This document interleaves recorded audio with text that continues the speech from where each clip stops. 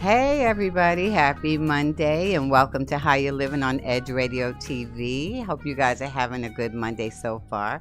My name is Robin B. and good morning, Dr. Kiva. Good who? Afternoon, dagnabbit. How do you always catch me? Because I'm always thinking it, but you say it first. Yeah, on it. I can't believe, and I practice all weekend. I practice. I said, don't say morning, don't say morning. Well, and I said it anyway. Peace and blessings, sister. Mm-hmm. How was your weekend? It was good, just always working. Yeah. Did you watch any of the Super Bowl? Not really. I'm not much of a sports person. Oh, okay, because I was going to ask you who won. Well, I know that unfortunately Tom Brady won again. I'm going to make my son mad because he loves Tom Brady no matter what, even with the red hat and all that. But I wanted to see the halftime show at least, but the weekend, and I was really baffled. I was surprised they only had the weekend because I think, and I'm not, weekend's okay with me, but I don't really watch sports. But I'm sure that a huge demographic of the Super Bowl audience, they're not into the weekend. I know, he's not even American. No offense, but he's not even American. He's British. Oh, okay. So they usually balance it out. Why didn't they? But he's this. I mean, from the music that he plays, it's not like I've never seen him dance and be entertaining. That's exactly right. He's no Beyonce or J-Lo. Thank you. No Justin Timberlake. Justin Timberlake could carry it himself. He's no J-Lo. Bruno Mars. He's no Bruno Mars. Yeah. So if they had to share a stage, I'm really surprised. But now bear in mind, a lot of people. I think they should have had Megan Thee Stallion. Of course they should have had Megan. She has other songs, Body, which is very catchy. I would have definitely watched it. I'm a Megan fan. You know what? You and Jeff. I'm like, I love her. I said, yeah, but he's like, no, she's very talented. I'm like, she is she seems like really? just a fun, sweet girl. I bet you she is fun. I bet you and she everyone is fun. who went to school with her that you talked to, they're like, no, she was always trying to beat and rap and dance and she's beautiful. She really I know. is. And she's a Houstonian. She's just a Houston girl through and through. Yeah, so I'm 100% supportive. I think what happened. Well, I know last year a lot of people boycotted it. I don't know if you remember that. So they're still kind of boycotting it because of the kneeling situation, because of Kaepernick. Yeah, but the weekend. I know, girl. Oh, you're talking about celebrity or performers? Performers, okay. Yeah. So a lot of performers, their fans were kind of saying, hey, you need to boycott. Now, that's just what I hear. Again, I'm not a big fan of sports. I definitely don't watch. I just saw Weekend on the screen, and I'm like, why him? And I think her was there also, wasn't she? I know. Well, if she were, I didn't see her. Okay, I guess. But he's not a universal entertainer. No. And I actually looked it up. I said, okay, every year before 2021 was at least 2 entertainers. So I was very surprised, to be honest. I really was. I know, right? Girl. So other than that, how was your weekend? It seemed like it was busy too. I don't remember. I never took a break yesterday. I never took a breath from the minute I woke up until the minute I went to bed at 11:30, maybe midnight. And that's a terror. I blame myself. That's not necessary. No. It's that nervous energy I have. Self-care. Yep, self-care. I am tripping. I really am. I have to work on that. I really do. But in the interest, or I should say in honor of Black History Month, this came in the mail. Okay, so you got that in the mail. Yeah, this came in the mail, and I'm glad it did because I knew something about they call it the Sugarland 95. Yeah, from the prison system. Yes, and we won't call them criminals. We will call them prisoners. Right. Because a lot of them weren't criminals. You know what I'm saying? Yeah. So this book, I was very impressed that Fort Bend ISD, even though if it weren't for Fort Bend ISD, we wouldn't even know about them. Well, I mean, for those that don't know, what's the story? So what had happened was, Fort Bend ISD, as we all know, has a lot of money. So they were building this technical center. Okay. Beautiful, amazing. And we're talking year? This was 2018. Okay. So when they started to break ground, 2018, one of the construction workers unearthed a body. And when the more they looked, the more they found out that there was some history behind that body. It was really a burial ground for the prisoners of the Sugarland prison system.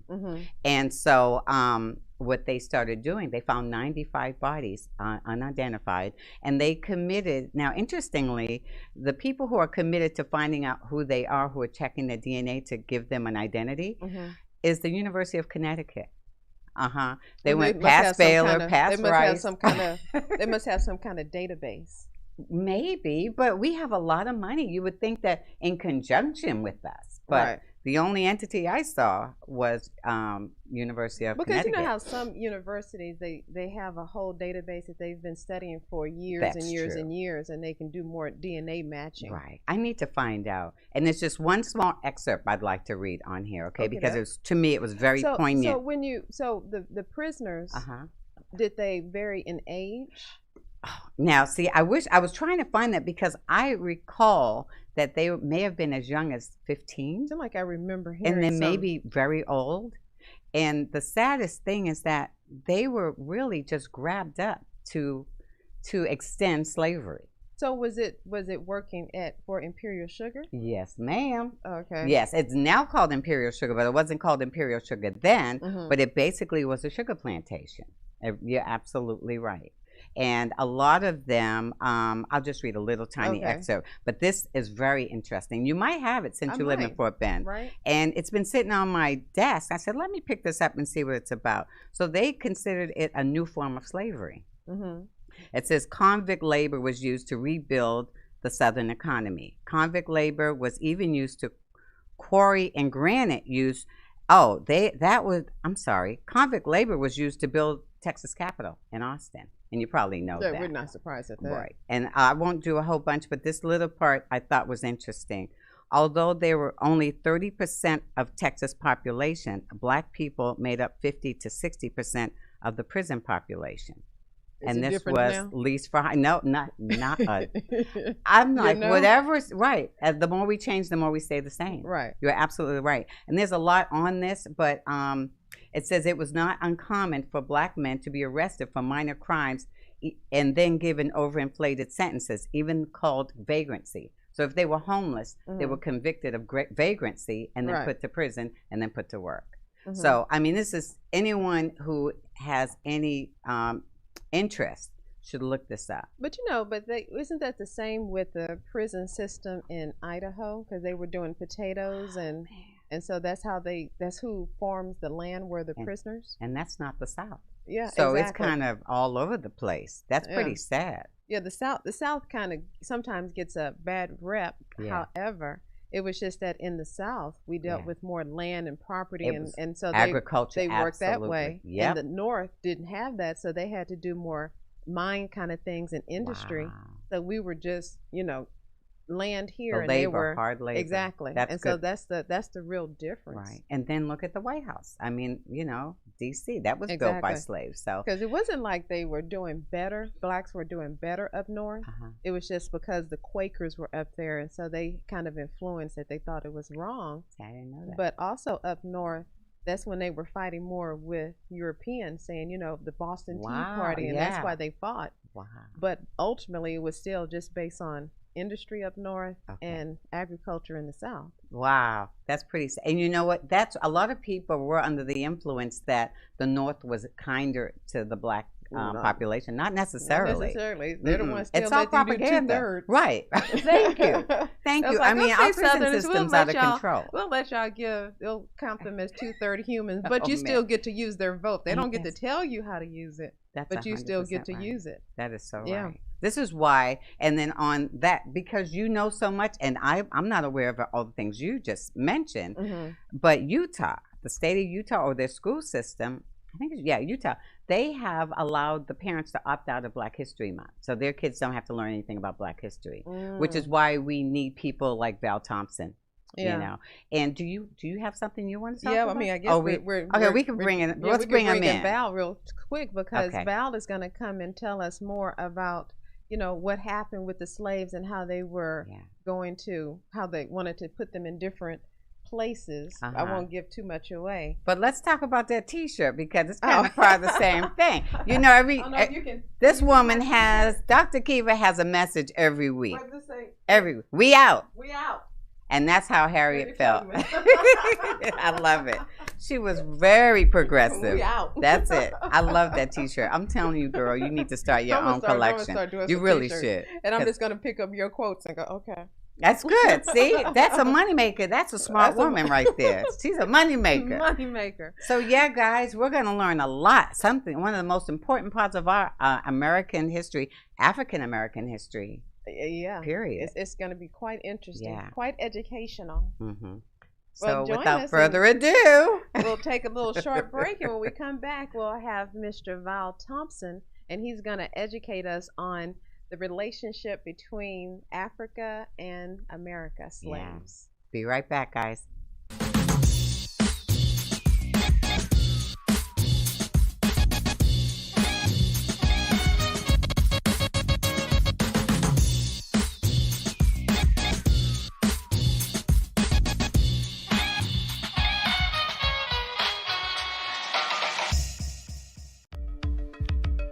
Are you a small business owner concerned about the downturn in the economy?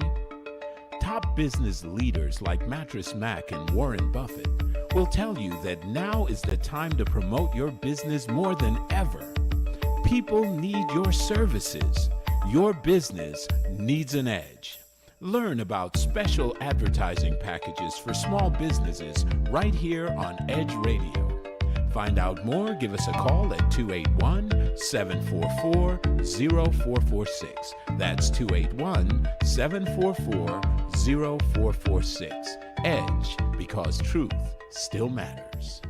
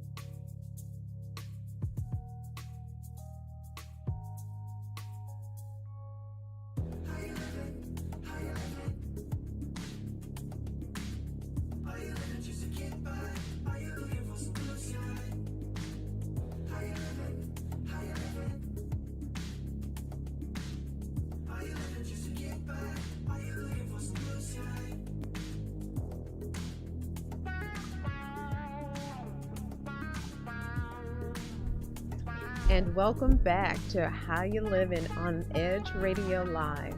So today we have Mr. Val Thompson, who's going to educate us on all things Liberia. Yeah, all things Liberia. I keep thinking that Michael Jackson song. Remember that Liberian girl? Oh, I love that song. Maybe we'll get Val to sing a little bit for her.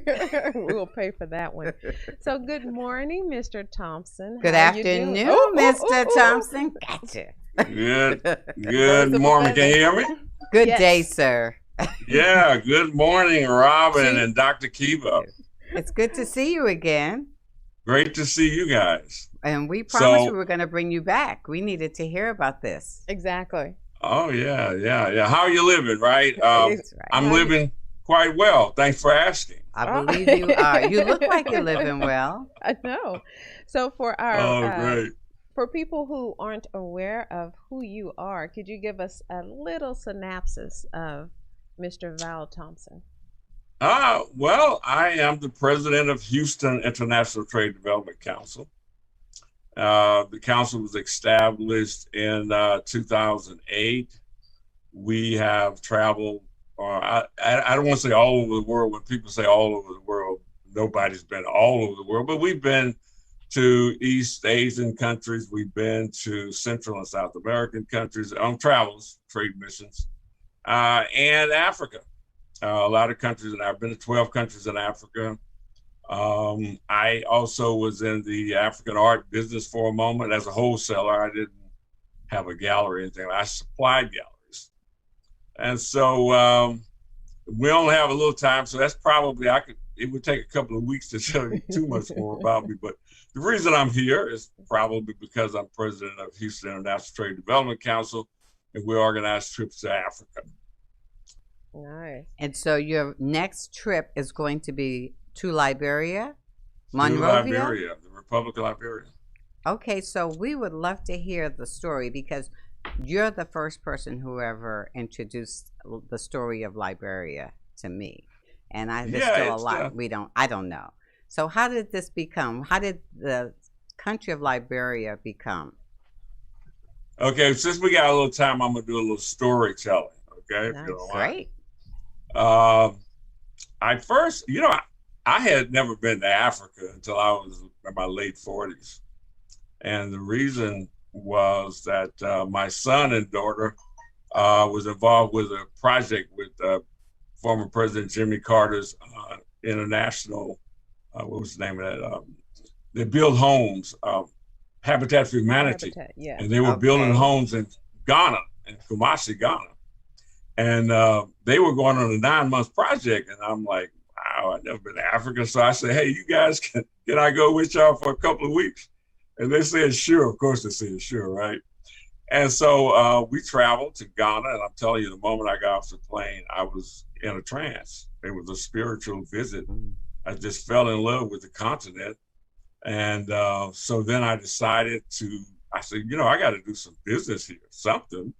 And I didn't want to get involved in all the political things that you would have to if you got in some of those heavy industries like oil and gas or something.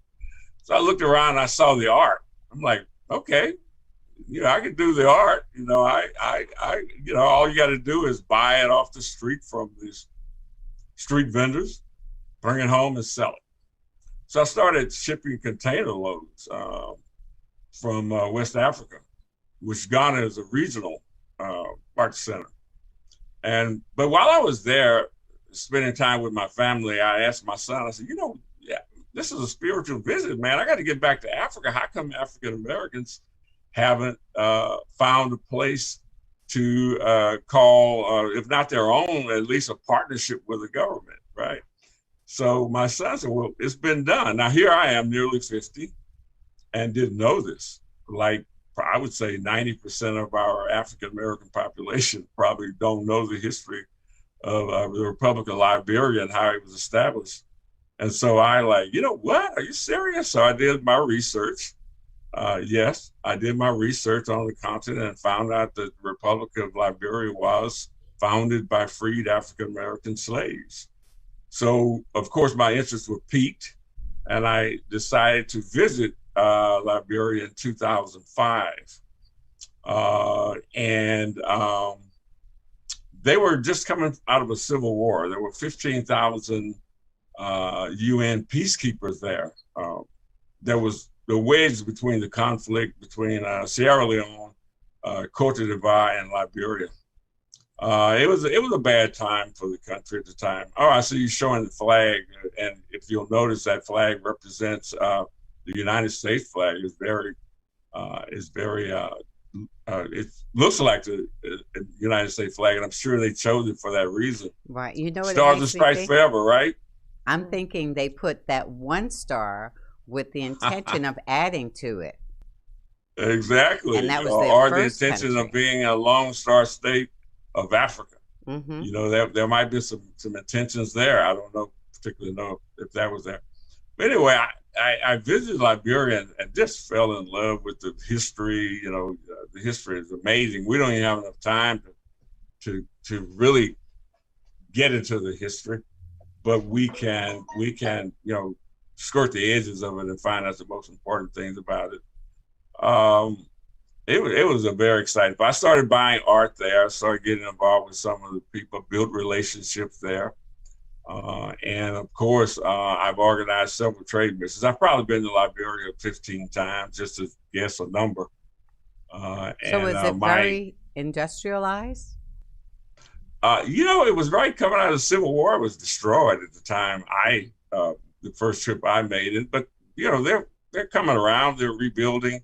But it opens a real opportunity for business. The countries that offer the best opportunities for small business and African Americans are those who are undeveloped. And Liberia at one time, though, in the late 1800s and early 1900s, was considered the pearl of Africa. So it was the first, it was developed. It was the first country that had been liberated. It was the first republic of Africa. And it was declared a republic in 1847. This is when they got their so-called independence. Now, some would say that the Republic of Liberia has never been a colony, but in some ways it has. So but it's considered. The slaves went to. I'm sorry. So when the slaves left America, and they went to Liberia, didn't they also make some of the locals work for them? Didn't they end up becoming like almost servants for the Americans that were there? The slaves. Yeah, that was the original intent. If there's several perspectives, right? The original intent for the American government, for example, was to create a colony. However, secretly, between the first settlers, which 88 African Americans, along with a naval ship of the U.S., went to Liberia. Now, the intent, the government's intent was to create a colony, right, where they could have the same as the Brits and everybody else had colonies and the French. But there was secretly between President James Monroe and the settlers was to go to West Africa and create an opportunity for African Americans to have a state in Africa. That was secret because, as you know, most of Congress and most of the Southerners wasn't subscribing to that idea because they're talking about losing their labor if all the African Americans go back to Africa. So it was a secret idea between the President of the United States, and then he was rewarded with being honored the name of the capital city. That's where the capital city named Monrovia comes from, the President James Monroe. So how were they chosen? Did all of these founders of Liberia come from different parts of the U.S.? Mostly northern states. It had to be because we're talking about 1820. Because they were freed slaves. Is that why? They were free slaves and probably some runaways, that sort of thing. But they traveled from New York, and their first stop really wasn't Liberia. It was the country of Sierra Leone. But there was, Sierra didn't really suit what they wanted to do, so they traveled a little south and landed in Liberia on the island, Providence Island, where they first landed. But they went there as slaves, basically. Well, not slaves, they went there as laborers, but they would have been slavery right on, to help create this American colony. That's the real truth behind the intent of the first visit. But the settlers, they all knew that this was an opportunity to create a republic that freed slaves or runaways or whatever you want to could come to Liberia and establish their own citizenry in that country. So how? Well, I think the locals, they didn't like that necessarily if they were working for the I don't know what you former slaves. Former slaves. So wasn't there a rebellion against it, or after a while they was like, hey? Yeah, that was definitely a rebellion, if you want to use that term, because there was indigenous people already there. Mm-hmm. However, it wasn't a republic, it wasn't a country or anything like that, but there was indigenous. And so now you have African Americans who's created a different culture altogether, coming in on a culture that they knew nothing about. And that's why I'm so impressed with the founders, because rather than to be slaves, they were willing to go to a foreign land. And at this time, these people were born in the United States. So now when they go into Africa to create a republic in West Africa, they're going to a land they know nothing about. So it would have taken the boldest of our ancestors to even want to do this. It was a volunteer thing. It didn't just. I'm glad you asked that question a moment ago. How were they chosen? They were volunteers. So what's the general condition there now? What's the situation? How's their government looking? Oh, they're looking great as far as, I mean, it's an undeveloped country. Let's get that out first. But they do have a government who, as I think I mentioned in your last show, was built up exactly like the United States government as far as 3 branches of service, administrative, legislative, and judicial. They have all that, so we would understand that perfectly.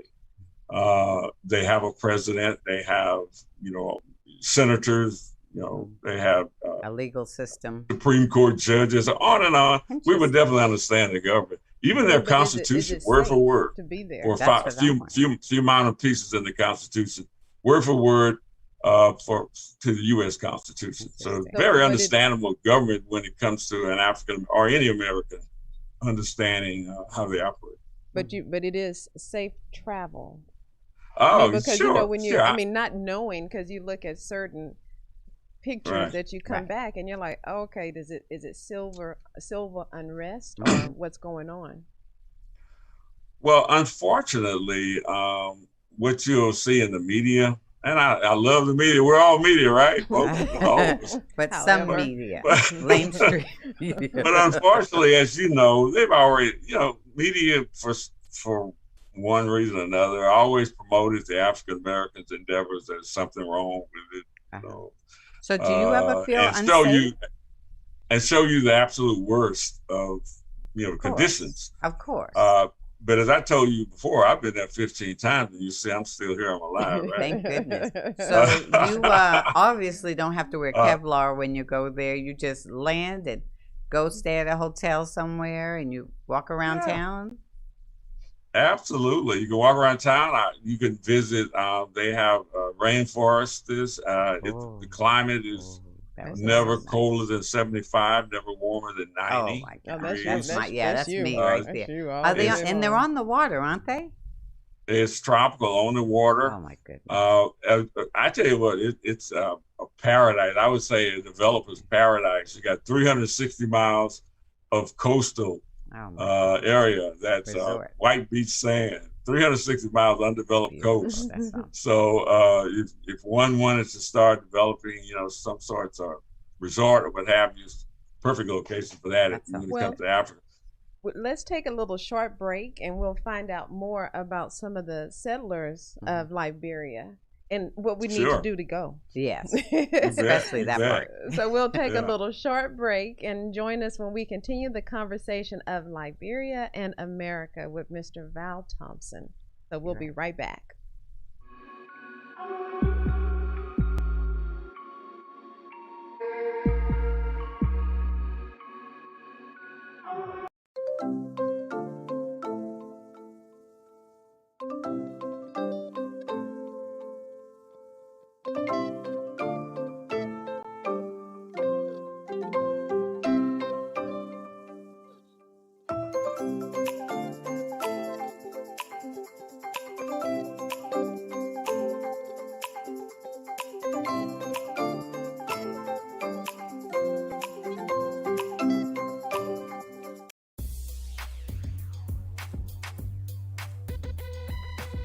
The Natural Nation Network is really about taking control of your health physically, spiritually, emotionally, even intellectually, because there's so much out there in misinformation. There's a lot of people now that are suffering from all sorts of diseases that they really wouldn't have to suffer for if they had better information.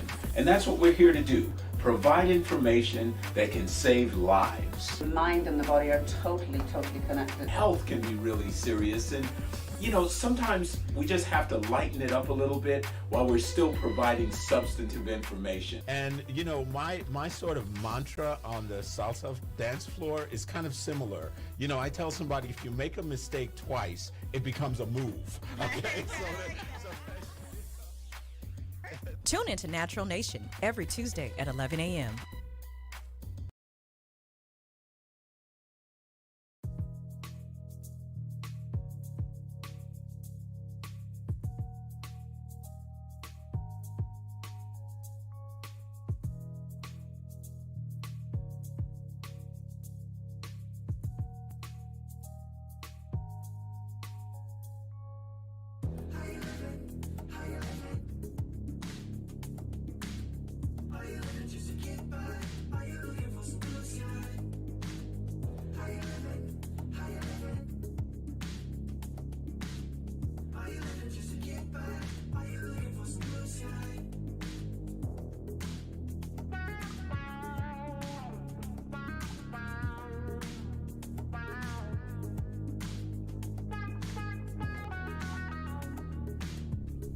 And welcome back to How You Livin' on Edge Radio Live with Robin B and Kiva D. I like that.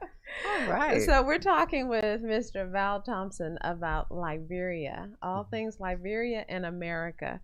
So when is the next time that you're going to go, and can other people join you? By all means, I have a trip planned for November 4th through 12th. That's considering post-corona. Right. And you know, the way we're taking these shots now, I think by that time we'll have that down. Then we also have to look at, you know, see what the conditions are in the Republic of Liberia. Let's hope that both are doing well as far as you know, beating the coronavirus, and then we can travel. Hey, but when you go, yeah, do my you have next to take the malaria plan, shot also? Don't you have to do malaria? Yeah, that sounds right. Yeah, you have to. Yeah, you have to. Well, malaria doesn't come in a shot form. You take pills for that. Okay. But to take there's a bunch one of for shots. yellow fever A yellow that you'll have fever. to take. Going to any West African country. Do you have you'll to take them every trip, or is it? No, it's a 10-year shot. Okay. In fact, it's probably a forever shot, but they tell you 10 years so you can come back, I guess, and they make a little more money off you. But once you've had it, you know, you're pretty much good forever. Okay. So do you have a lot of Americans? Because I know a lot of Americans, they go to Ghana. Right. And they get, you know, property and Tanzania. and live in Ghana. That's a big one too. So have you noticed a lot of expatriates going to Liberia? Yes and no. It's not going to be like Ghana. Ghana has 30,000 African Americans living there. Okay. So it's a huge African American community. I've been there. I've met with the African Americans. And the reason is Ghana is a little more developed. Honestly, it is. It's more developed. They've been working on this a long time. They did a great job with their 1619 project, where they invited African Americans to come. They did a great job. I got to give it to them. But the Liberians, I really don't know the population of African Americans living there, but we do visit. You know, African Americans visit the Republic of Liberia. And those who do get excited about it because the history is amazing. That's one thing that, you know, I've been to 12 African countries, not to brag, that's 54 of them. So I'm not saying I know everything about Africa. Well, you've been to 54 more than me. But I've been to enough African countries to know for the African American, if you're looking for power, if you're looking to have an opportunity to participate in a development, it is the number one for me. And again, I don't have any prejudice to any African country, but I'm just, you know, and from a pragmatic point of view, I mean, Liberia for us is an amazing place. And there's another perspective now. You know, the original intent of the U.S. government was to have a colony there, correct? So all they have there now is an embassy. Right. Okay. So we're talking about a 200-year-old idea. Right. That has a whole nother view now. So blacks get rules over there. Or can you get dual citizenship? Can you? Yeah, you absolutely. It's in their constitution that any African, just like the U.S. It's basically no. The same. Well, I mean, if we go all the way back, to establishing the republic, it's in their constitution that they can you can be African and been captive on the high seas as a slave. If that ship makes it to Liberia, you're automatic Liberian. Wow. This is in their constitution. So how many people do you usually take on your, I like to call them a pilgrimage, so to speak, when you take your mission trips to Liberia? And what's the cost? Yeah, good question. Well, you know, the cost can be, you know, I don't know what, I don't know right now. I'm gonna be honest with you. This is a little too far out. But you know, in past trips, they average around $4,000. Now that's everything. That's your hotel, that's your airfare, that's all the activities that we're going to participate in. The only thing I don't do is feed you. I give you the option to bring crackers and Vienna sausage if you want. Now, what is it, like a 20-hour flight? Yeah, it can be. It's all about who you're flying with. Delta has the shortest flight would be by way of Ghana, or Accra, Ghana. That would be from Atlanta, Georgia to Accra, Ghana, and then you skip over with another hour flight.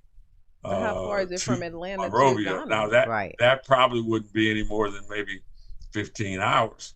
Okay. But if you went Air France or any of the airlines who travel through Europe, yeah, you're going to be looking at 20 hours. Okay.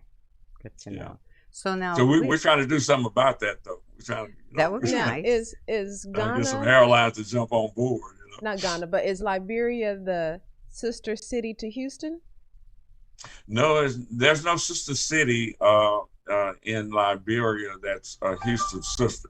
Well, now, before we go down there, could you explain what sister city is? Because when I say that to people, they're like, I never heard of that before. You're the first person I've ever heard it from. So yes. So could you explain the program? I'm glad to, because there's only one sister city on the entire African continent that's a sister to Houston, and that's Luanda, Angola. So we wanted to do something about that. We wanted more African cities to sister up with Houston. Now, to give you the history of sister cities, it was founded by President Dwight Eisenhower in 1956. And the purpose was that after World War II, most of the world was destroyed in a lot of places, and he felt that by creating this initiative, that people can get to know each other and be less likely to go to war, to get to be friends. And he chose cities as the conduit for this initiative.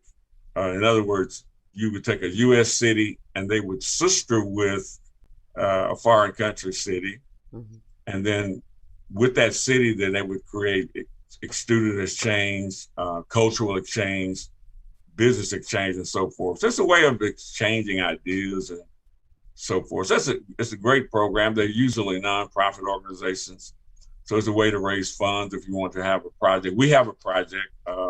As soon as we can get our sister established, we want to build a museum to recognize the first settlers to come to Liberia. Now they have a museum that has artifacts from that era, mm-hmm. but we wanted to do something grander and a little more special.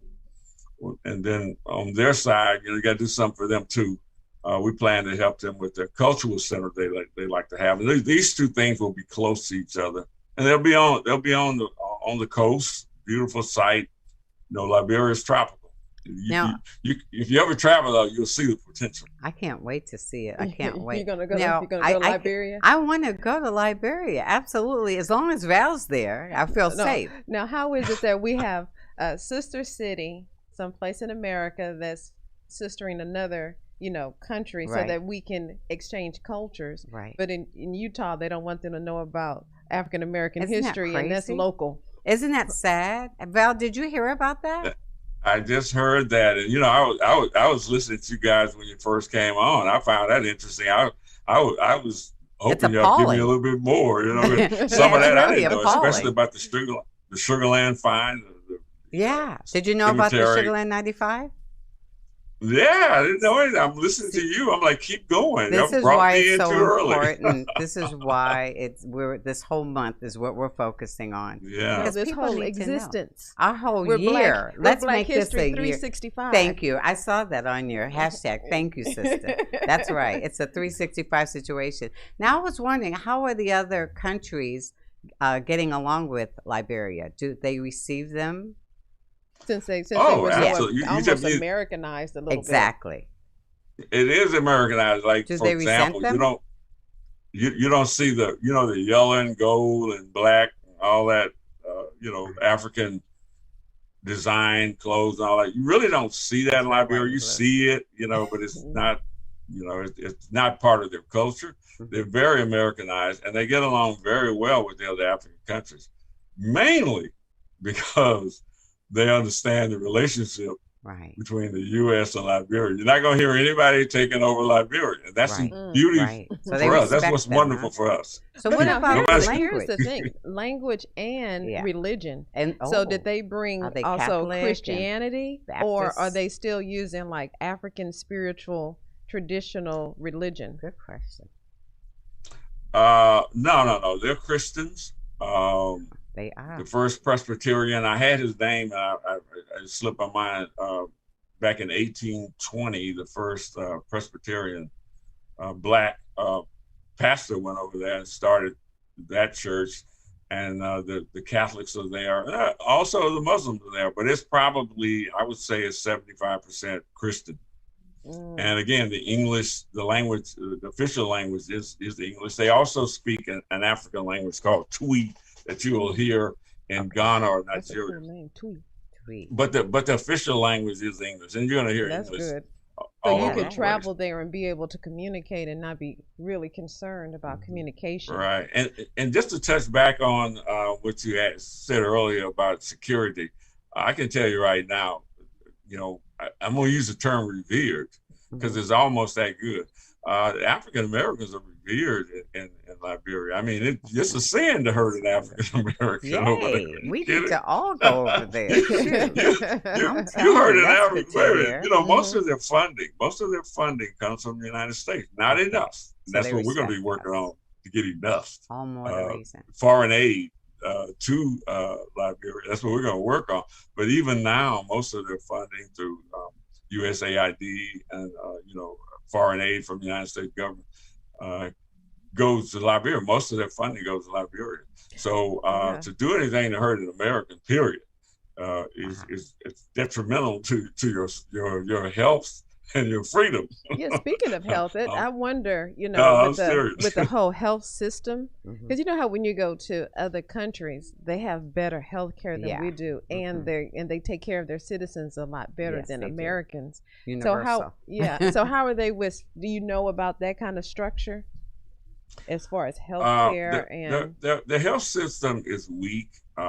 It was exposed by Ebola.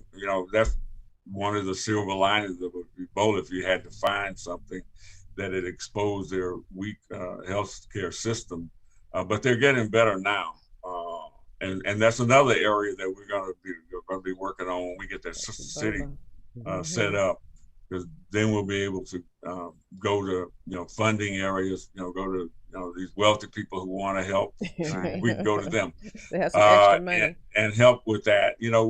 All the areas, healthcare, development, education. We're going to be working on all of that.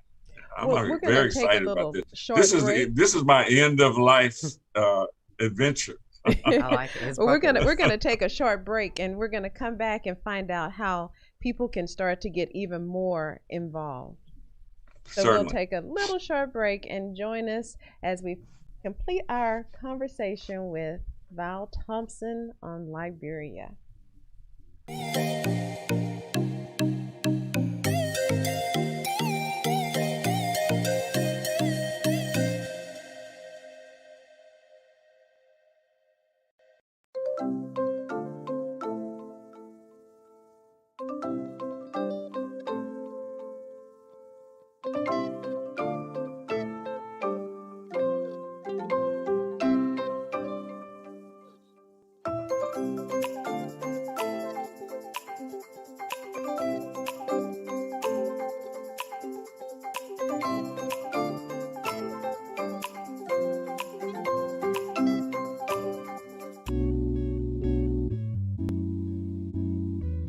Tired of not getting what you want in bed?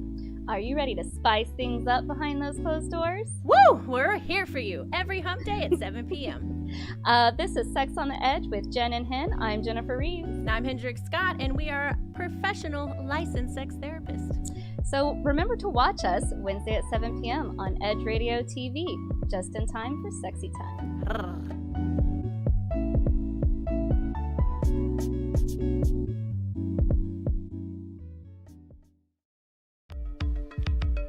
Are you a small business owner concerned about the downturn in the economy? Top business leaders like Mattress Mac and Warren Buffett will tell you that now is the time to promote your business more than ever. People need your services. Your business needs an edge. Learn about special advertising packages for small businesses right here on Edge Radio. Find out more, give us a call at 281-744-0446. That's 281-744-0446. Edge, because truth still matters.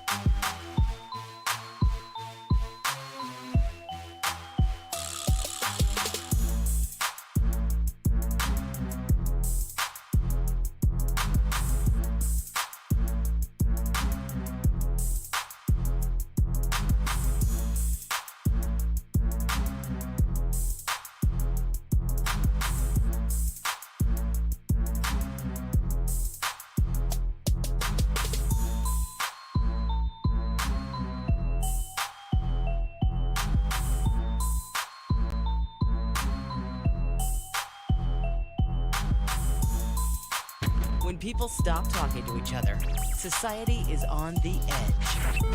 Let's bring them back. Edge Radio, because truth still matters.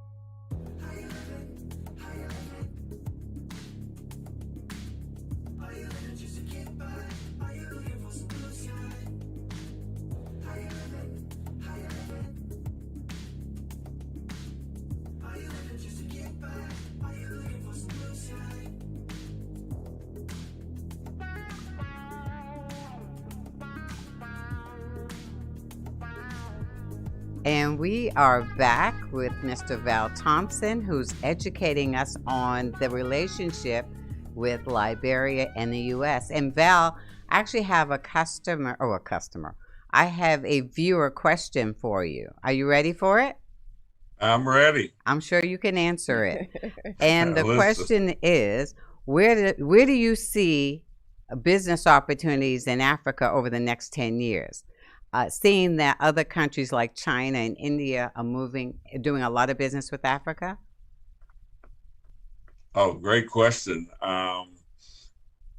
The opportunities are abound. I mean, what I would like to ask the person that gave the question is, what are you doing? I mean, what would you like to see? I mean, because Liberia, if we're talking about Liberia, it's undeveloped and the opportunities are all over the place. I mean, I was wondering, are we allowed to buy property there? I would figure land is affordable for American citizens. Yeah, that wouldn't be bad. Yeah. Right. You could be you could, but I would lease. Okay? Oh. Yeah, because isn't it the African tradition? How can you own land? Oh, I think ultimately, I've heard something about that. It was someone who told us that. That sounds very familiar. Yeah. Yeah, I think I told you that. Oh, maybe he's the one who told us. Okay, so see, she's listening. I think I tell you. She's culturally, and if there's any African immigrants listening to me, some might say, Val's not right, but I'm speaking culturally. I'm not speaking legally. Right. Okay? Right. Legally, you can. Culturally, How can you it's sort of like the land? Native Americans. They never felt like anybody should own land. And so a lot of the African indigenous people feel that same way. So if you buy the land, it's a point of contention. It's like, you know, so you always got that problem of people not really wanting to feel like you own something and own some of African, like some of the continent. So then it may trigger, you know, a reaction to want to, you know, get you off of it. So I would say lease. It's the same thing. I mean, if you own, you don't own anything here. You really leasing because you got to pay property taxes, right? Okay, so I would say lease. They'll give you a 9,900-year lease all day long. Okay. So personally, if you were to do business with Liberia, what industry would you first get involved in? Great question. There's so many that I like, you know, it's a little difficult for me to just throw one out there. Probably trading, international trading, different commodities would be a good one to get into first, you know, rather than start trying to do direct investment, you know, like buying property and all that. That would be after I've established myself in the country, you know, as a trader of some sort, make a little money so where it makes sense. I wouldn't go in saying, okay, I'm gonna buy some property because I'm gonna build this and that. I wouldn't do that immediately. No, I trade first. So with our last few minutes that we have you, how can people get involved with the project, like working with you, or, you know, trying to go to Liberia with you also? So how can people get involved? Yeah, they could work with me. I would say travel first, so you know, smell, feel, taste, get to know the people and get to understand the culture would be the first thing to do. You know, it's one thing to, you know, meet somebody here that's from Liberia and start talking about, let's do this. Now, go there on a trade mission, and you know, because once you go, then your eyes will probably open to opportunities you hadn't even thought of. You know, once you go there, because I mean, you look around, you say, "Wow, why aren't they doing this? Why aren't they doing that?" You know, and so, you know, for example, if someone would go there and open a restaurant, and nothing big, just, you know, something small, you know, selling barbecue, for example, Texas barbecue would go crazy.